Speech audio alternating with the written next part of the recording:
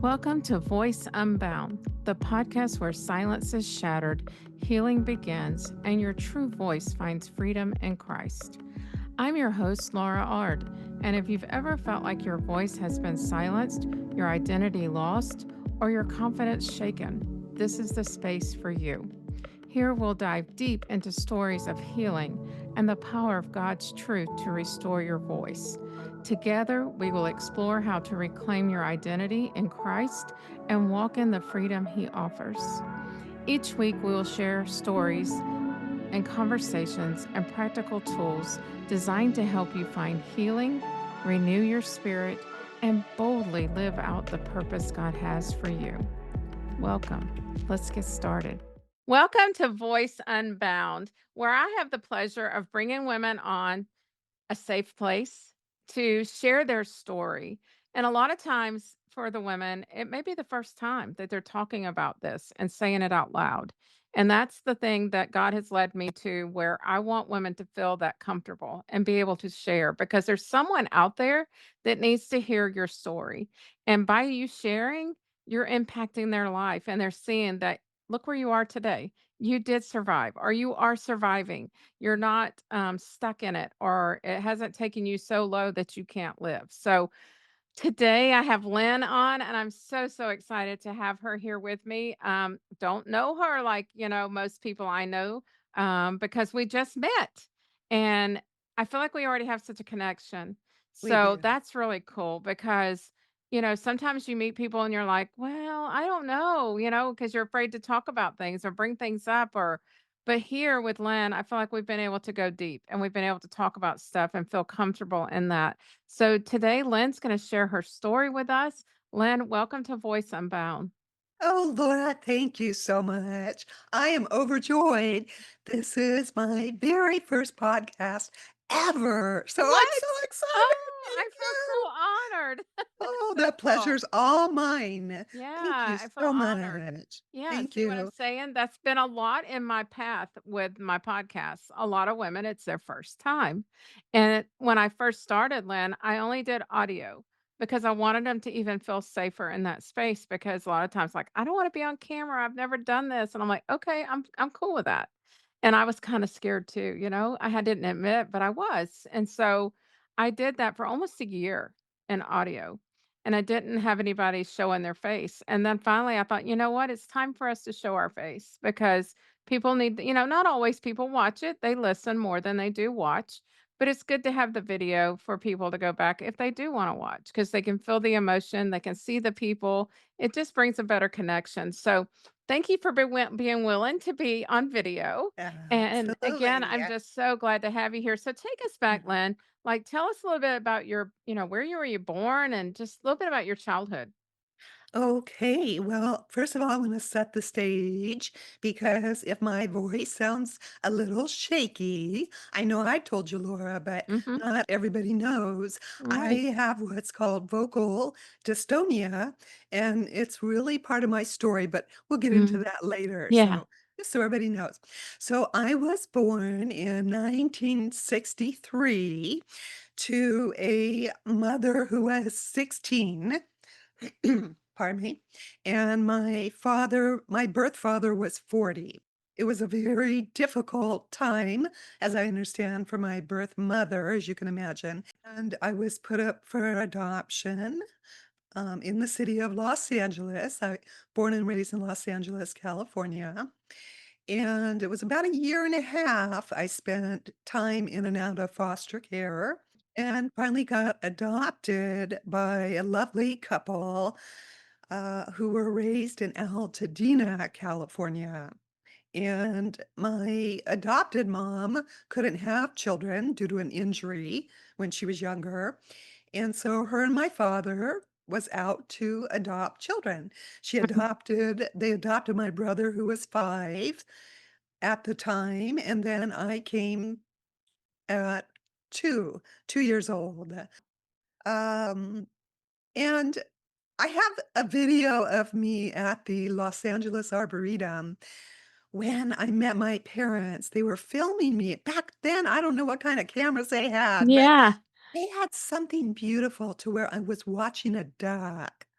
and I was walking around a little toddler, 2 years old, and Oh, just spinning and being so happy, full of joy, and I saw that about a year and a half ago, and it touched my heart because I oh, I was can so imagine. young, Yeah. so innocent, and to see that little girl, how young she was and vulnerable, being tossed from her birth parents to foster care to a new couple Mhm. that I didn't know, I could Mm. see how I was apprehensive, but also excited Yeah. because there was a mom and dad right in front of me. Yeah. So I stayed in the family all throughout my childhood. I learned how to be the entertainer, be the happy one, and, always full of joy. And I realized early on that that was the joy of the Lord because I Mhm. was raised in the church. And so Oh. I never tried to dim that joy. And my parents were supportive. I graduated from high school, but at a young age, at the age of 6, my mom had enrolled me and my best friend into baton twirling Oh, and how fun. into dance classes, Yeah. ballet and Spanish dancing, Yeah. and I loved it. Oh my You lit heavens. up. Yeah. I totally lit up. Yeah. And those are sweet memories, Mm. truly sweet memories, Laura. As a matter of fact, that friend of mine, we've been together for 55 years, best friends Wow, still. that's incredible. We just had lunch 2 days ago, so No it was way. wonderful. I It was love that. wonderful. I absolutely Thank love you. that. What about like your mom now? Do you have any contact with her or the Unfortunately, birth mom? birth mother, oh, okay. Well, I met her about 15 years ago for the first time, and as you know, usually it's a closed adoption, so for Yeah. many years, I didn't even know who my mother was, what she looked Mm-mm. like, and my adopted parents were gracious enough to say that I was adopted at a young age, Mhm. so I appreciated that. As probably what people could imagine, it was a little hesitancy with my adoptive mom wanting me to research, who Yeah. my birth mom Oh, was, of and I can course. understand that. Yeah, she didn't want you to be hurt. Yeah, right. And Mhm. I always told her that I loved her and no matter what, Yeah. I wasn't going to leave the family. So I did some research on my own, which wasn't easy as a 17, 18, 19-year-old, and ended up going to libraries. I went to an organization that supported your birth children or your birth family, and I learned the tools on how to do the research. Wow. And it got me excited, gave me Yeah. hope. Yeah. And they, when I was at the meetings, they said, okay, so after you do your research, what you want to do is when you first find the phone number to the parent, you have to remember there could be two different scenarios. They would want contact with you and be excited to see you, or they don't want to have anything to do with you. And of Mm. course, there's a variety of different Right. situations that could happen. However, my situation was never talked about. And I wasn't prepared. But after all the research I did, I finally had a phone number for my birth mother. And it took me probably about 3 or 4 months to feel comfortable, to get that Yeah. nerve. Oh my Nerve. gosh, yeah, shaking. I Yeah. I I can called imagine. that phone number, and to my surprise, what I heard was House of Yahweh. And I was like, "Okay." I said, "Hi, my name's Lynn, and I'm looking for my birth mother." And she said, "Well, is she homeless?" And I never thought about that, but I said, "Well, Mhm. she could be." So she said, "Just a moment, I'll go look at my files." So I gave her her name, and she came back and she said, "Oh, yes, she Mm. frequents this soup kitchen often, Mm. so I'll be happy to take a message and leave it, when she comes in the next time." Mhm.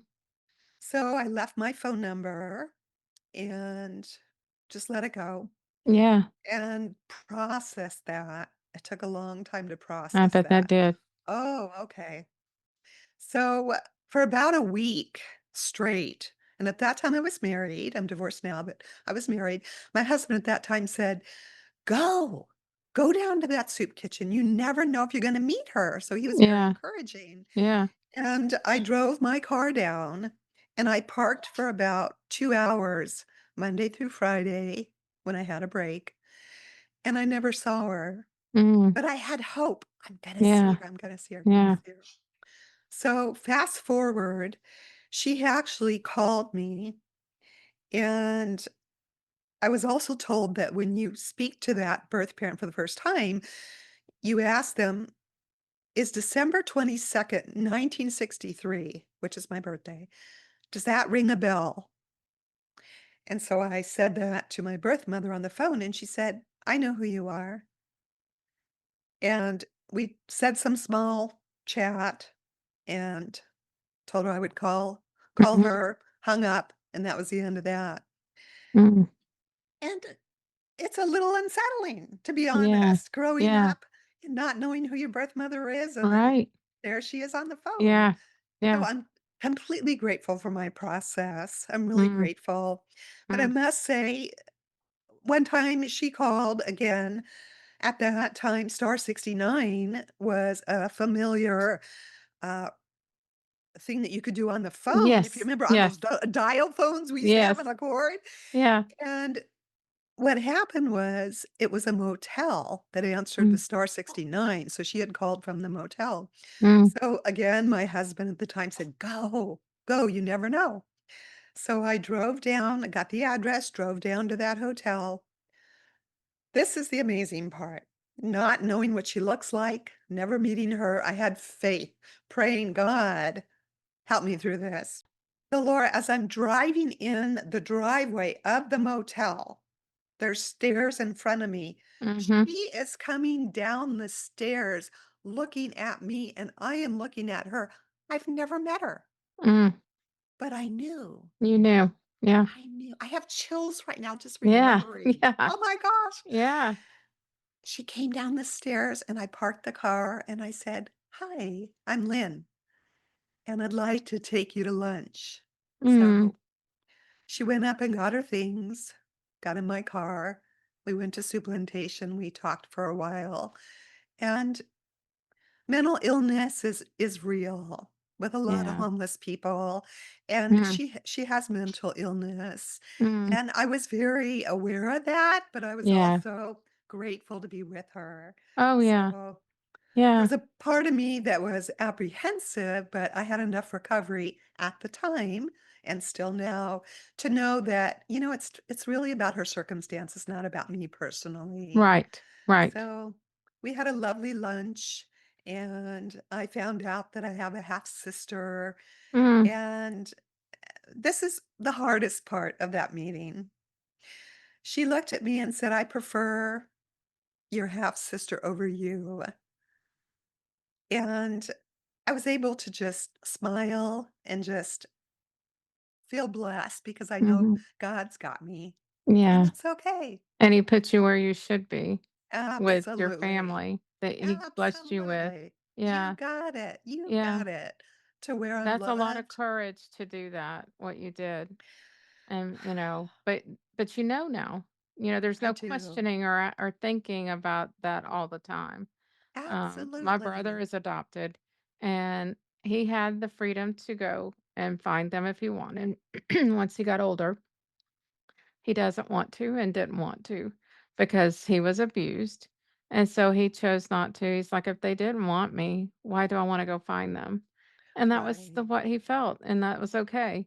And it probably wouldn't have been good if he did because they probably would have rejected him.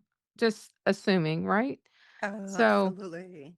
yeah, Yeah, and a matter of fact, my brother feels the same way. He never really. wanted to know his birth parents, and okay, that's his journey. That's Yeah, totally yeah, fine. yeah. Yeah. So I'm grateful. Here's the joy.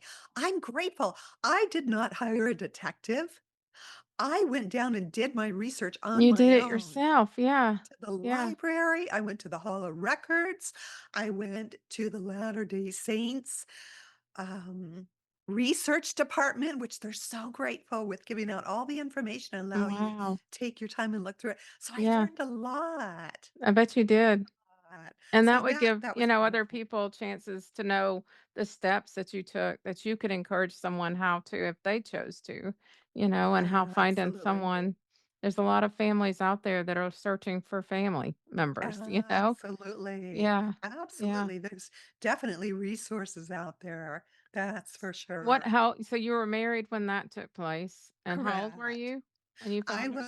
was, let's see, 32. I was Okay. 32 before I found her. Did you talk with your adoptive mom about it all and how you felt with I it? did, I Yeah. did, yes, Yeah. and I just told her the very basics about it, respecting her privacy, Yeah. respecting how she Yeah. felt about it, and Yeah. she was happy for me, but we still had Yeah. such a close relationship, my adopted mom and I, so Oh, she was that's happy good. for me. Yeah. Yeah. Yeah. That's so good. And then did you say they are still with you today or They are not. Both parents passed away. okay. They're deceased. My mom unfortunately passed in 2008 Oh, unexpectedly, and that was really difficult that was because we hard. had the same birthday, believe it or not. No way. No, That is such a yes, cool thing too. such a Yeah. cool thing. Yeah. December 22nd. Oh no, And that's my husband's birthday. oh, Yeah. that's your husband. So you Yeah. understand Christmas was a Yeah. very busy time Mhm. for all of us, Yeah, right? I always tried so hard to make that day separate because it's right there at Christmas. And so we always did something different, to acknowledge his birthday because he'd always tease, I know, no birthday because it's right here at Christmas. You know how he just being funny. Totally And I'm like, understand oh, how he no, not felt. with me now. You're going to have a birthday because Oh, I want a birthday. You're going to have a birthday. Yeah. So, that's yeah. right. But that's so That's cool. Your birthday, beautiful. same day, another Same connection. day. My See? mom too, but Yeah. unfortunately she passed 3 days before our mutual birthday. Oh, So, yeah. yeah, Yeah. but anyway, I have Yeah. such great memories with her, but just like you and your husband, we Yeah. tried to separate Christmas from our Mhm. birthday and Mhm. yeah, always made it a beautiful day. Oh, that's good. Absolutely. That's so good. So you were married for how long? Because you said you just probably and divorce hasn't been that long ago, was it? Well, 10 years. Okay. It's been, Okay. we were married for 10 years, and, the divorce was actually final the year my mom passed away, so a Oh, lot okay. happened that year. Lot year, A lot yeah. happened that year. Yeah. And that's a Yeah, loss. I mean, no matter what the situation is, I've talked about that because I was divorced after 15 years. right. And it is a loss no matter what the situation was in the home. I needed to get out, but still, it's a whole 'nother way of finding yourself again and your identity of who you are, you know? Uh, So we were talking about birthdays, and that's so cool that you had that opportunity to share that with your mom. And then sad too, because it was so close to the birthdays. But, again, God's timing. We don't always understand that, do we? no, Of we when don't. things happen. We were blessed to get through the holidays and Tim's birthday before his passing. And I was so grateful for that. Just not only for me, but for the whole family. They were able to Absolutely. spend time with him with his declining, but yet he was pretty present with us, so that was really good. So after, your mom's passing, your divorce, what was life like for you? Well, that's a really good question because there was good times and bad times. My we have 2 adult sons, Oh, yeah. and, at that time, the youngest was 5 and the oldest was 10, and as a family, we used to play Yahtzee together. Oh, I love that Love game. Yahtzee. It's Yes, so much fun. yes, Woohoo! yes. Love Yahtzee, and I don't know if we did the right thing, Laura, or not, but we were playing Yahtzee and we told them at that time we're gonna be divorcing and tried to make it a lighter environment, and Yeah, it was hard on them. It was hard on them, I'm and I sure. don't wish Kids that for don't yeah. anybody. I don't Yeah, either. They're resilient, but yet it does impact them. And more absolutely. times, more ways than we even understand because we are impacted, so we're trying to deal, and we don't always see how it is till later in years of how it affected them, because that's things I have seen. Absolutely. Mhm. Yes. Yes, you're right about that. And for a brief amount of time after my mom's passing, we did live with my dad because Mm, he was sick, so I was his caretaker. yeah. I'm grateful for that time. It was about 9 months that we lived together before his passing because my sons got to interact with him on a daily Oh, basis. that's so We had good. family meals, Yeah. and we play apples to apples and Mm, the hot some good seat and memories. really good memories. And he was a school teacher, so he Oh, loved it when they would bring home their schoolwork. He could sit down on the couch and, go oh, over the and help schoolwork with them. them. And Yeah, it was a beautiful memory for that's me. so good. Beautiful. So Yeah. then after, the kids were how old when you divorced? 10 and 5. Okay, yeah, so a lot of growing still to do. And they stayed with Absolutely. you. They stayed with me. We had joint custody, but here's the thing. They were going to a school that they loved, Mm, and it was in a city called Lakewood, mhm. which from my father's house where I was taking care of him, it was about an hour drive. Ooh, And so I didn't wanna take them out of school because a yeah. They divorce is didn't a need tough that change. disruption too, yeah. Right. So one was in high school, the other one was in middle school, and I drove an hour each way Mm, twice a day to mm, drop them off to school and mhm, make sure they had a great day. mhm. And we played Dave Ramsey CDs in the car, to Yeah, get financially fit for our future the yeah, whole way. yeah, yeah. And then I would come back to Arcadia and then go back and pick them up. Wow. So I'm grateful I did that. A lot of my friends had said to me, "You're crazy. What are you doing? Just pull them out of the school Mhm. district." But no, it was really important that they stay planted where they were. Yeah. So I'm really grateful for that. And they made a lot of friends Oh, I also in bet. high school. I So bet. it was Yeah. lovely. That So was such a it's a sacrifice as mothers. We do things because we know the outcome of what could be if we did take them out. absolutely. That's So by right. keeping them there, it probably did big things for them and not, when they already had a lot on them with everything going Yes. on.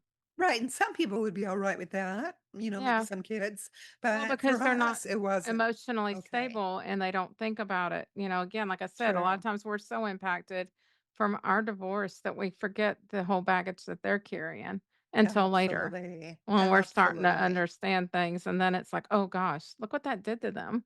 Let me Right. walk. And it's hard. They have to, sometimes need counseling, sometimes they need other things because of that. So Absolutely. did after your dad passed, then you guys stay there or where did you go from there?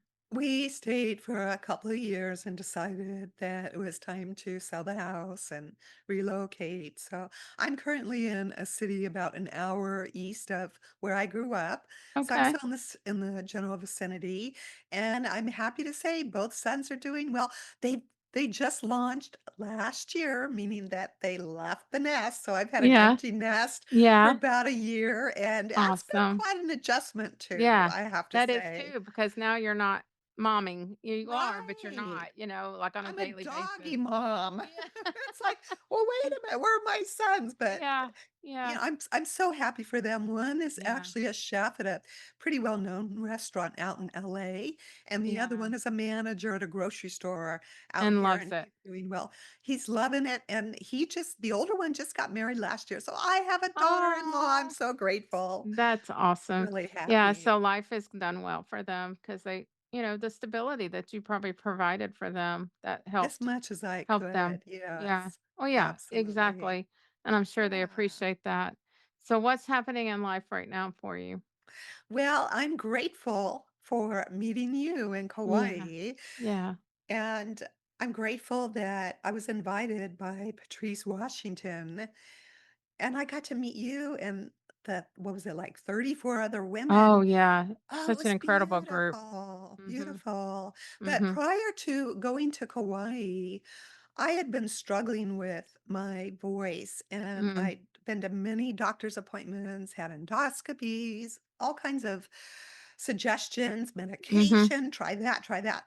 Now, medication is good for a lot of things, but Yeah. I don't want to just take medication just because Mm-mm. it might help me. Yeah. So I I was struggling with the shame of having this vocal dystonia, which at the time I didn't know what it was. And Right. just rewind just a bit, I worked at TWA as a trainer in the reservation department. After I had my oldest son, something went weird with my vocal cords, my hormones. All of a That's sudden, I really just had strange. it's very strange. And Mm, I just kind of accepted it. I thought that's the way I am. So a lot of shame built over the mm, years, thinking that, oh, I don't know how to talk to people. And since I was raised as a dancer, I had a professional career as a dancer. I used to think, well, just dance because you know and to then I do don't have to that. speak. Right. Right.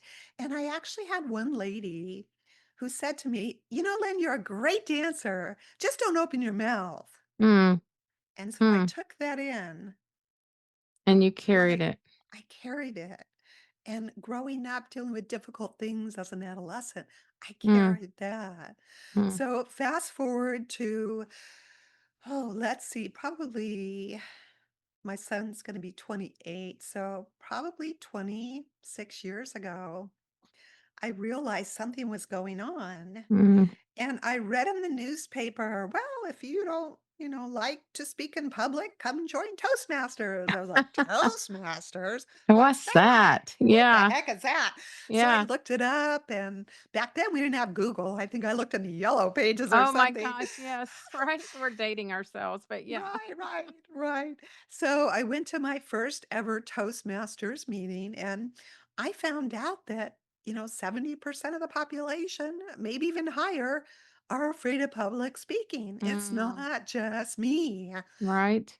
Pardon me.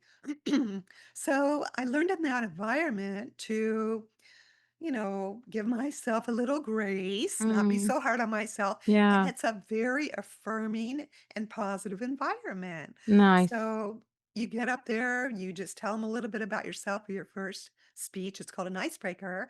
And then people give you things to work on and things that you Mm, did well. So that was really helpful to be in that environment. So I've been mm. in and out of Toastmasters for about 24, 25 years now. Oh, I And didn't know that was still around because I remember oh, that.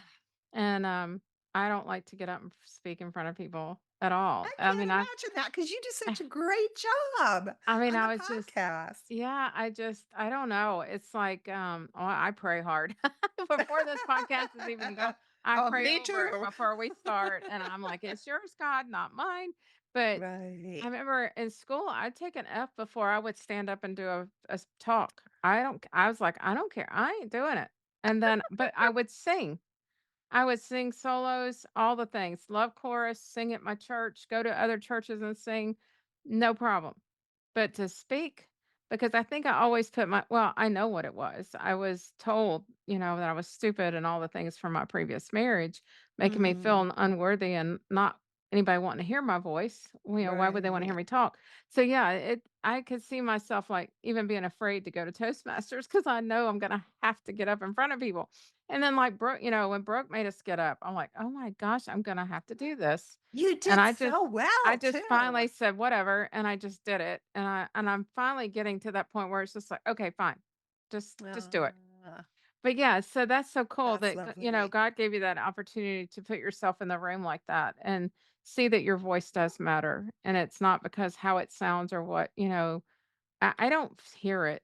It's like, You're so kind. I knew you had that because you shared that with us, but it's like okay, my voice gets squeaky and whatever, because of the Ah, right now, the grief, I feel the drainage, the drain in my voice, and it's because of the weakness inside of me. But no, it's not a focal point. It's like ah, you shine. So nobody, I don't ah. see why they would look at that or if like, okay, your voice sounds weird. No, I don't Well, feel the that at thing all.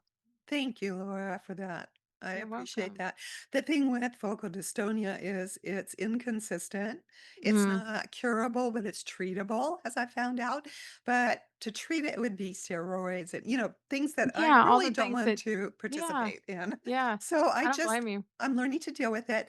The hardest thing, Laura, to be honest, is which a lot of people probably don't even think about is when I would go to Subway sandwich shop. And I would go with a friend and I'd think to myself, "Well, I really don't wanna go to Subway," because you have to sit there You and have to tell them talk, what you want, each little item on your sandwich, and I'm like, "Oh, right? no."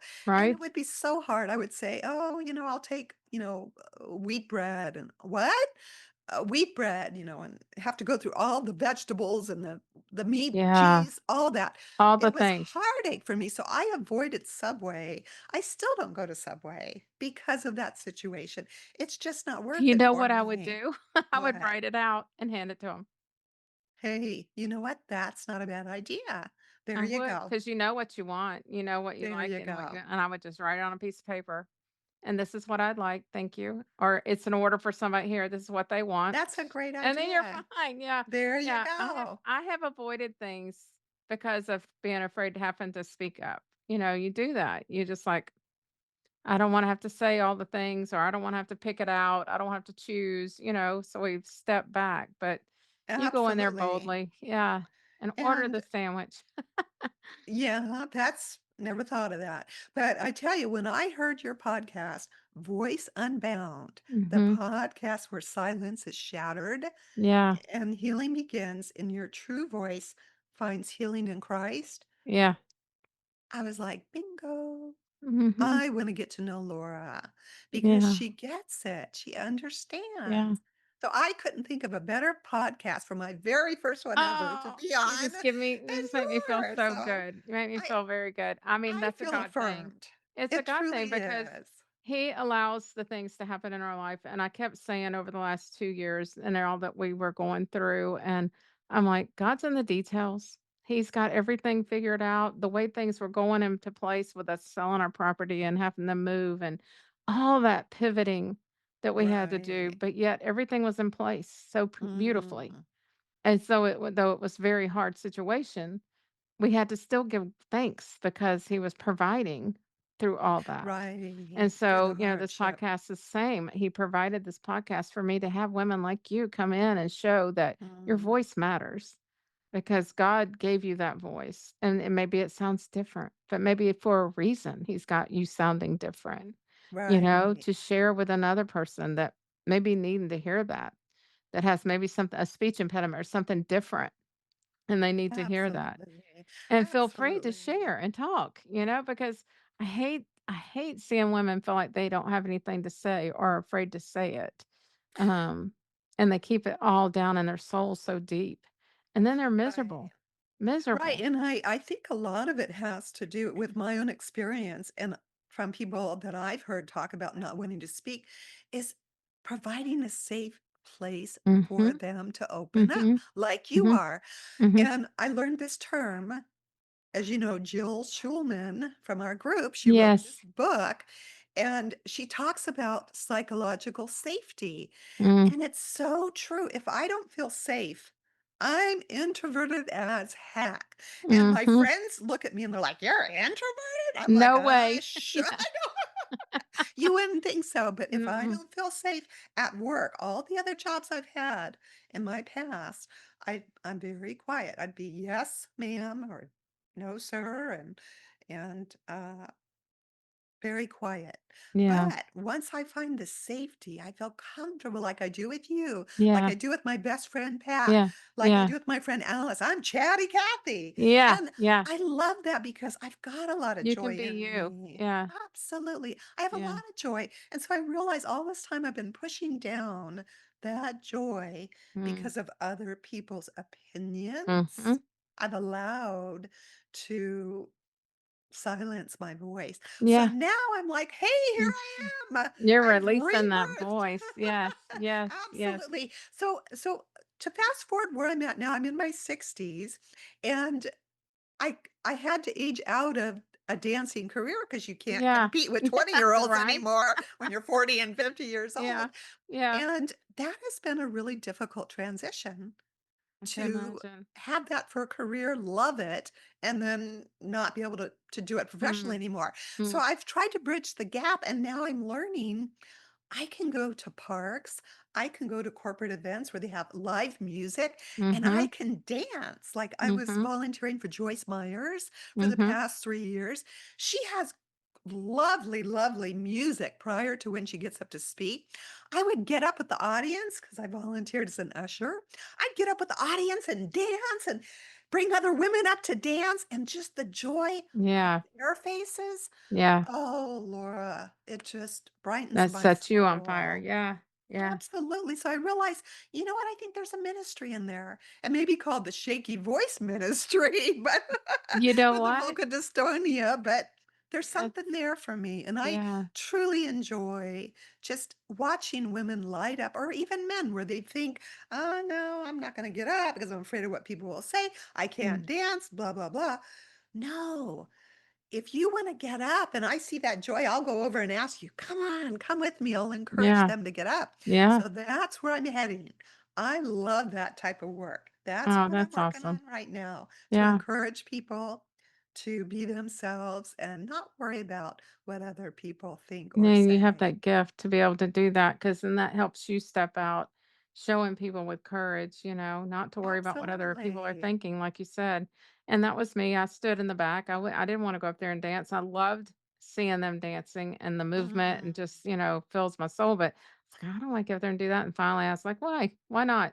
Just go do it, It's not absolutely. about what anybody's thinking because everybody's enjoying their space and then they're in their moment. So you be in your moment and enjoy it. And I got a lot more out of it that way when I released it and quit worrying about what everybody thinks because they're not even watching me. They don't That's care, right. That's why we right? think that everybody's Yeah. talking about us or thinking about us, but Did they're you thinking see about Laura go on themselves. stage?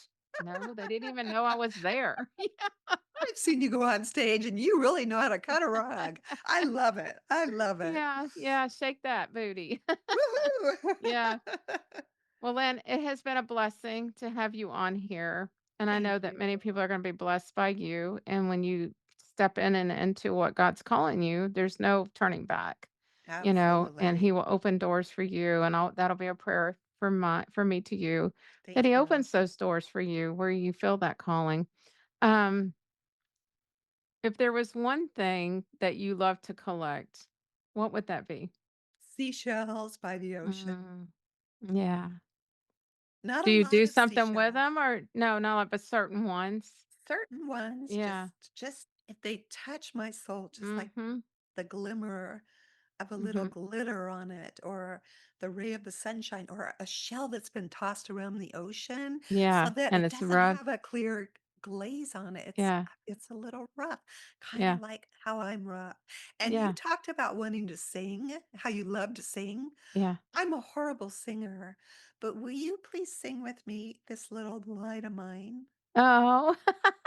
My voice is, like, gone, but and even remembering all the words, like, "This little light Little of light of mine, mine, I'm I'm gonna gonna let let it it shine. shine. This This little little light of light of mine, mine, I'm I'm gonna gonna let let it it shine, shine. let Let it it shine, shine, let it it shine, shine, let it let it shine." shine. Yay, thank Just for you. you, Lynn. Well, I'm not I a would great not singer, do so that for thank you so anybody much. else. All right, Thank my friend. you. Thank you so much for being on today. Thank you. You're such a blessing. I appreciate the opportunity. Bye now. Thank you for listening to this episode of Voice Unbound. My prayer is that it inspired you to begin your healing journey and reclaim the voice God has given you. If you're seeking deeper support, I'd love to connect with you. Schedule a complimentary call at voiceunboundcoaching.com, and together we'll explore how you can step into the freedom and identity Christ has for you. Until next time, remember, your voice matters, and through Him, it can move mountains.